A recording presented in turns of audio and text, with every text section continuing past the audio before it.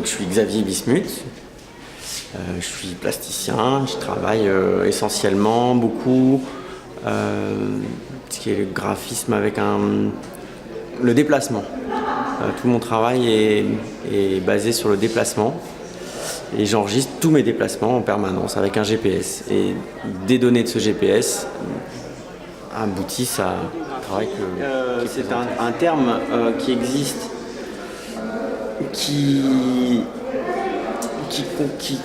concerne la science des rues. Moi, je l'ai un petit peu détourné. Odos, en grec, c'est le déplacement, et graphie, écriture. Donc, c'est l'écriture pour moi, donc c'est l'écriture par le déplacement. Et c'est la raison pour laquelle mon travail s'appelle odographie, c'est que je travaille essentiellement. Il y a tous les déplacements que j'ai enregistrés depuis février 2009 jusqu'à juin 2013. Et j'en fais une sorte de carte. Une carte de déplacement. Une carte de mes déplacements. Donc c'est pas une carte qu'on peut appeler géographique puisqu'elle ne représente pas nécessairement elle ne représente pas nécessairement la réalité du terrain ou de la géographie. Elle représente mon territoire, elle représente la façon dont moi je me déplace en Côte-Vermeille par exemple, dans cette exposition. J'ai fait la même chose à Paris aussi. Et donc c'est plus une façon de travailler sur mon territoire, la façon dont moi je m'approprie ce territoire, ou la façon dont je m'intègre dans ce territoire, ou m'intéresse à ce territoire, que d'un réel travail de géographie, de cartographie. Quel est l'objectif de ces enregistrements? L'objectif c'est un travail artistique, il n'y a pas d'objectif particulier.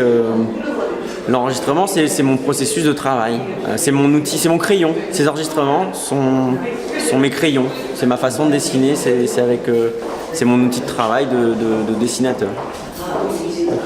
Ce sont des déplacements qui sont organisés ou c'est... Pas du tout, c'est le quotidien.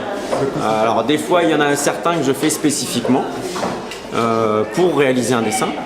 Et la majeure partie sont juste une sorte de journal. Ça me permet d'enregistrer mon quotidien. Voilà, c'est une sorte de journal intime, on peut dire presque. Et après, le fait de les recombiner, de les retravailler, permet de sortir d'autres éléments et d'en sortir des œuvres d'art. Ça s'intitule Atlas. Atlas, justement, parce qu'on est encore dans l'ordre de la cartographie, on est encore dans l'ordre de montrer des éléments de territoire ou des choses comme ça, même si elles sont liées à mon histoire et à mon expérience. On arrive à reconnaître, pour ceux qui connaissent, nous, on arrive à reconnaître Collioure, on arrive à reconnaître Port-Vendre, etc. Objets géographiques, en fait, sont là, on commence à rentrer dans le détail des éléments de cartographie, mais on arrive encore à distinguer des éléments de géographie. On arrive à distinguer des routes, on comprend en tout cas qu'on est sur des routes, sur des cheminements, on voit des ronds-points, on voit des échangeurs, on voit des chemins. Et donc voilà, ce sont encore des objets géographiques qu'on arrive à lire en tant que tels, mais qui sont beaucoup plus zoomés et beaucoup plus travaillés que ce qu'on voyait sur la première carte. Dernière partie de l'exposition qui s'intitule Micro-géographie. Donc on est pour le coup là maintenant extrêmement dans le détail. Si on regardait ces cartes entre guillemets et qu'on les met, elles seraient à l'échelle entre 5 et 20. Donc ça représente des toutes petites surfaces. Et c'est pour ça qu'on arrive à distinguer autant les déplacements alors qu'on ne les voyait pas du tout sur la grande carte. C'était ici en vente?